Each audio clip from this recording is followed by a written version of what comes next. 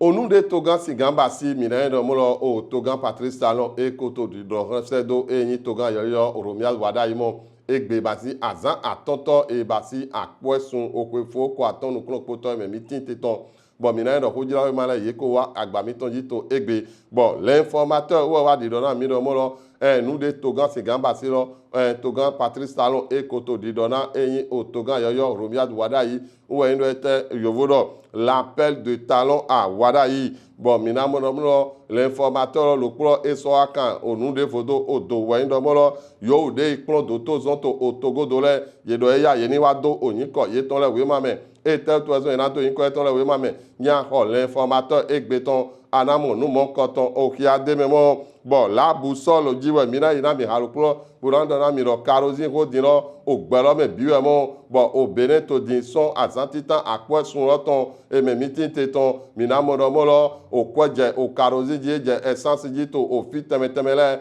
nde to ezon wendo molo o gbelo me biwe e yi kwete wezon bon benin to ro suton e yi kwe gamo matinal wa dona mi matinal me gbe ko ndo molo o Togan Patrice Talon e ku dro de gwere nu jadu Togan o dro tewe e do nyemi nu Togan bo wa sona torofo mere biwe na ze ogulo de mi bo mere amoro dino molo o dro de kwene a di dro we mo we matinal wa to di do de rêve au à la réalité we wa yin momo mere amoro mere yeze ogulo de to o sere wa me bon matin libre diwe mina ina mi bombona dora mi romolo matin libre wa isen dodo gbasa o toloton bo wa mo romolo o sen dodo gbasa toloto dino panta nuenyi o Togan zizeda yi e jona bay nu de volet to egbe nuenyi nu godo tole e na yi basi bon visa info ou sou papa e wa mo dino molo o Oromial wada yi nyedu o Togan dino na we e na bay gbona a check pipa e ton romo do a check pipa e ton dino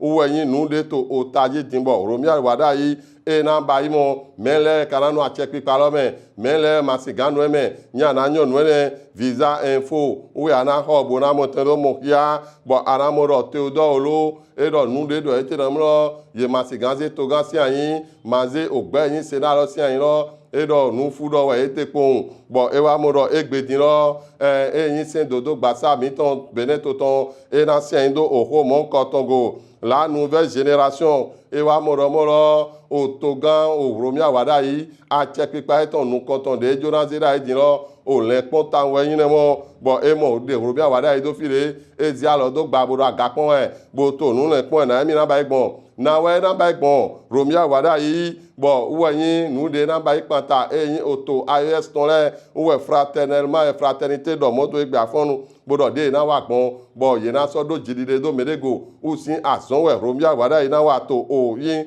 òwèrè nana ẹna yìí gàmọ pàtà yóò dé yín ògbẹ láyé sùn rẹ mọ bọ ara mọdọmọlọ